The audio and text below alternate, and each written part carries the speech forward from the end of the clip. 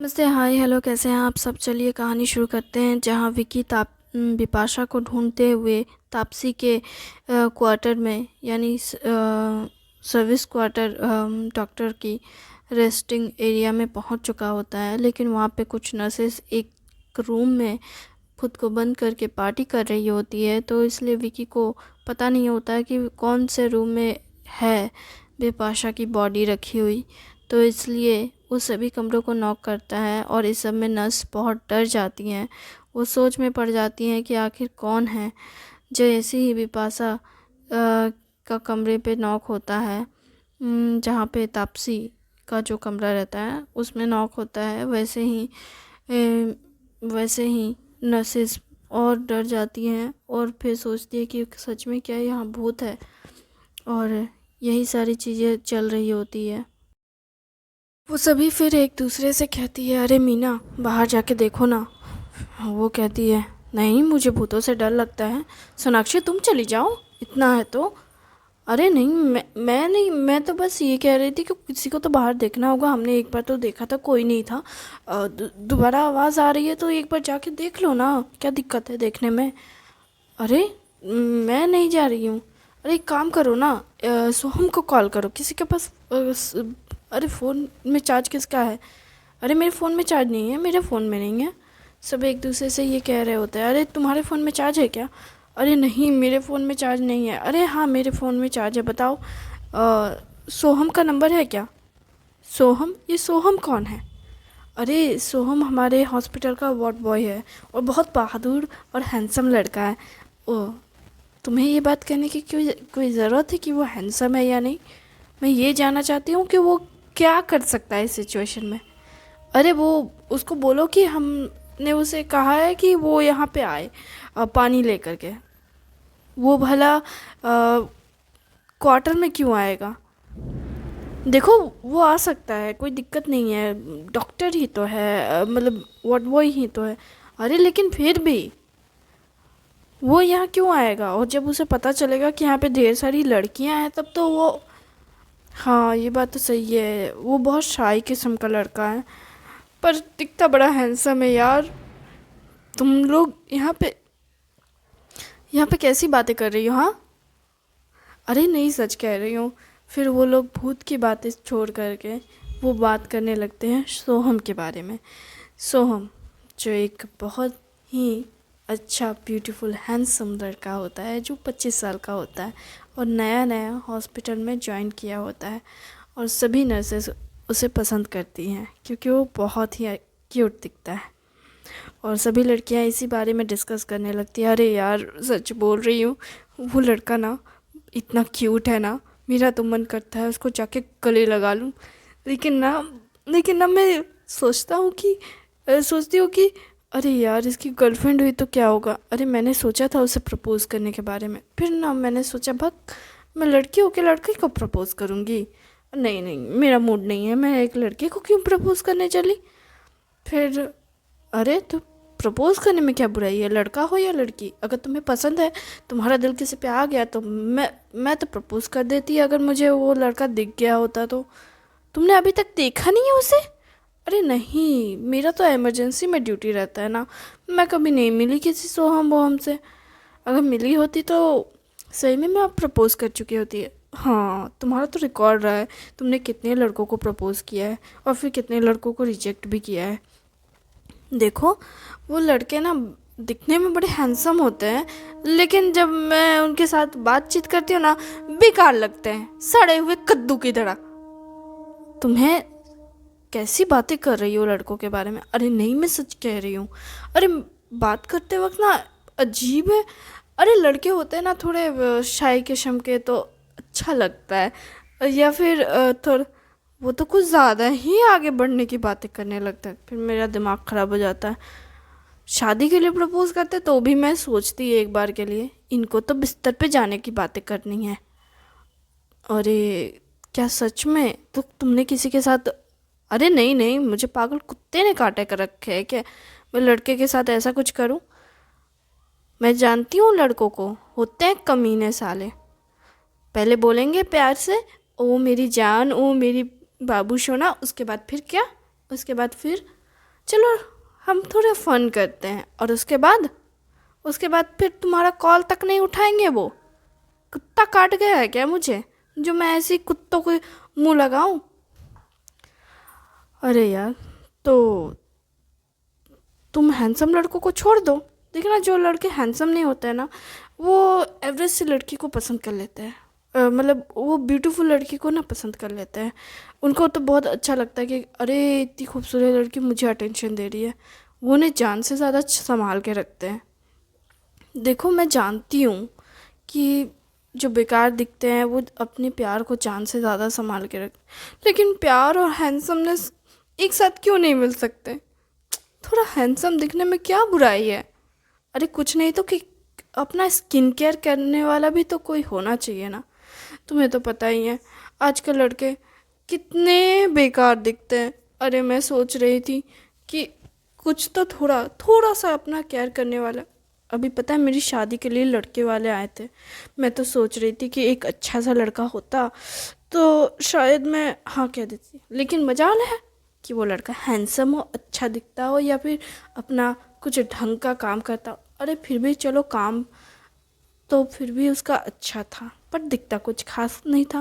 लेकिन फिर भी मैंने सोचा कि कम से कम वो डेली बेसिस पे रूटीन तो करता होगा, उसका अच्छा खासा रूटीन तो होगा, स्किन केयर, हेल्थ केयर कुछ तो होगा। जब मैंने उसको पूछा ना कि सर, अरे तुम सर बोल रही थी। अरे नहीं, मैंने उसको क्या बोला था, हाँ मैंने ना, अरे रुको सोचने दो, मैंने उससे कैसे पूछा था। अरे हाँ, मैंने उससे ना पूछा था कि सुनिए, आपका दिनचर्या कैसा है, आप रोज़ कैसी ज़िंदगी जीते हैं, मतलब आपका मंथली वर्क कैसा रहता है। पता है, तुमने मंथली पूछा और तुम्हें क्या बोलती कि आपका हफ्ते भर का रूटीन बताओ। नहीं ना, मैंने मंथली बोल दिया, या साल भर का रूटीन पूछ लेती। अगर उसका वैसा रूटीन होता तब ना। अगर कुछ लड़के होते हैं जिनको फर्क ही नहीं पड़ता उनका आज का दिन कैसा है या कल का दिन कैसा जाने वाला, वो कोई प्रिपरेशन नहीं करते, बस वो उनको उठना है, ब्रश करना है, काम पे जाना है, सोना है, बस खाना है, बस उनका हो गया। इसलिए मैंने बस नॉर्मल से पूछा, उससे पता चल जाता कि भाई वो लड़का कैसा ज़िंदगी जीता है या कैसे उसके लाइफस्टाइल्स है। लेकिन नहीं, वो कहता है मैं सुबह उठता हूँ, मम्मी थोड़ा चिल्ला उल्ला के उठा देती है 9 बजे ले। फिर मैं 9 बजे उठ करके नहा धो के फ्रेश होता हूँ, उसके बाद फिर मैं चला जाता हूँ खाना खा करके काम पे। और काम पे से आता हूँ, फिर दोस्त लोग के साथ निकल जाता हूँ। और मैंने बोला अच्छा। हाँ, फिर बोलने लगा कि स्ट्रेस होता है ना, बहुत काम का प्रेशर होता है, बॉस की चिक चिक सुननी पड़ती है। मैंने बोला कि अच्छा। मैंने उससे फिर बाद में पूछा कि अच्छा, तो आप स्मोकिंग या ड्रिंकिंग करते हैं? तो पता है क्या कहता है, वो तो ज़रूरी है ना। पता है, ये सुनने के बाद मेरा मन किया कि उस आदमी को बोलूं कि साले तू ही एक अकेला है क्या जो दिन मजदूरी करता है? हम भी काम करते हैं। हाँ, हॉस्पिटल के नर्स है, हज़ारों पेशेंट देखने पड़ते हैं हमें, सबके नखरे सुनने पड़ते हैं। डॉक्टर को क्या है, वो तो चेकअप करके चला जाता है। सारे पेशेंट के पास हमें जाना पड़ता है, वो अपना दुख दर्द फैमिली तक की बातें हमसे करने लगती हैं।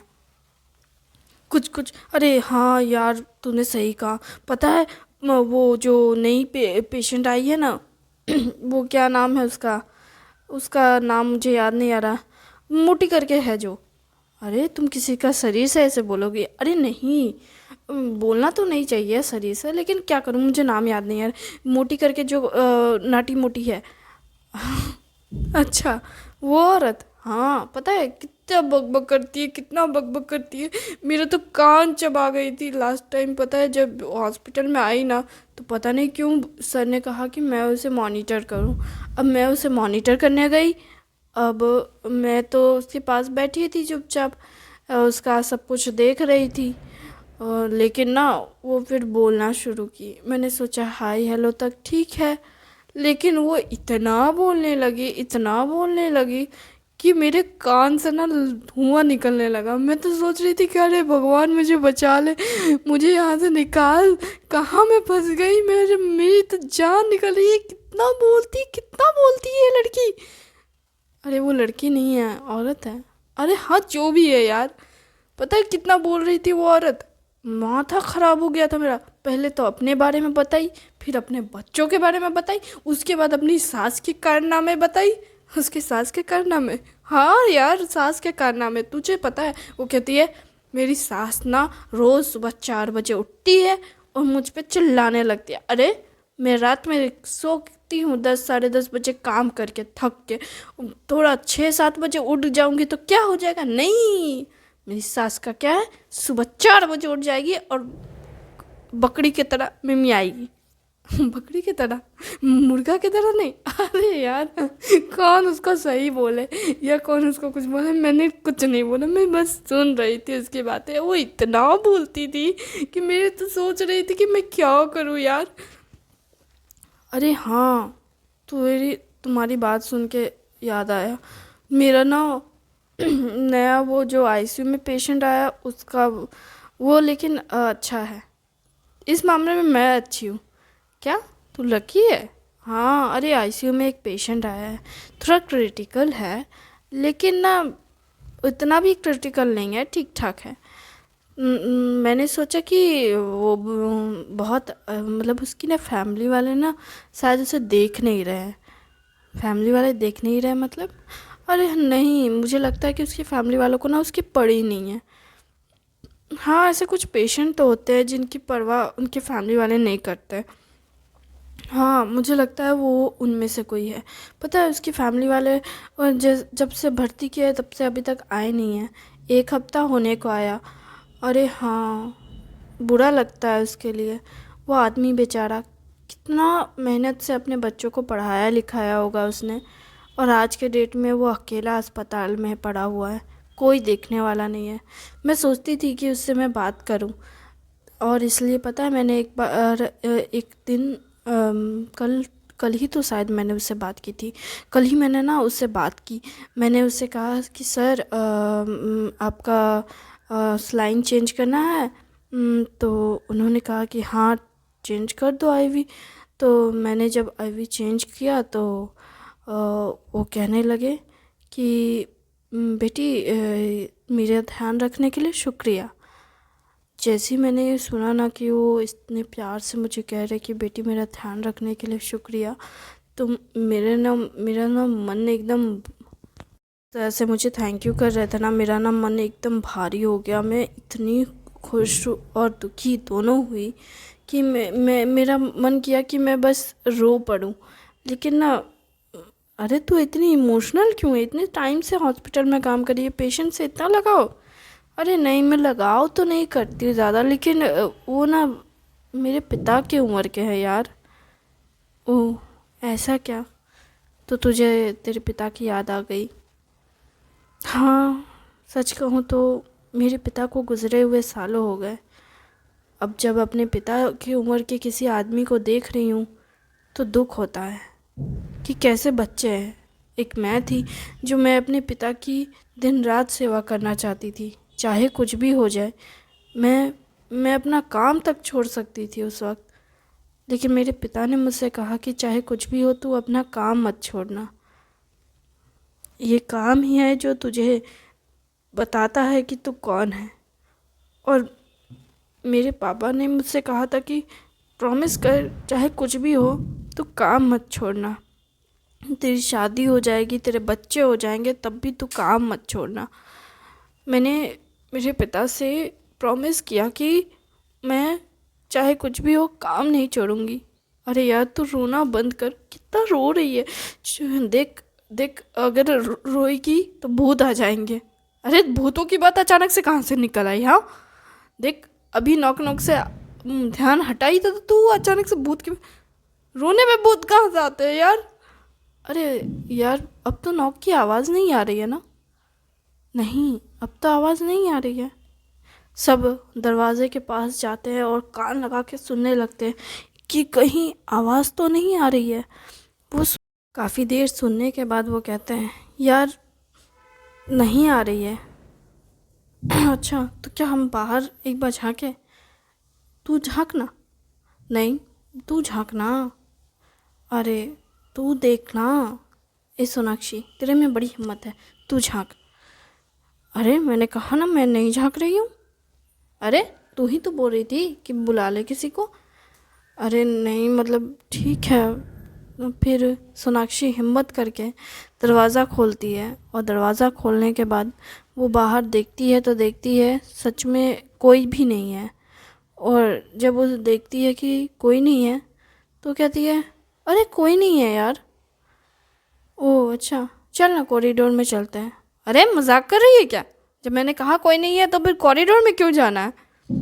अरे तो देखना तो पड़ेगा ना कि कॉरिडोर में तो कोई टहल नहीं रहा है ना। तुझे देखने का इतना इंटरेस्ट है तो जा, जा, जाके भूत देख।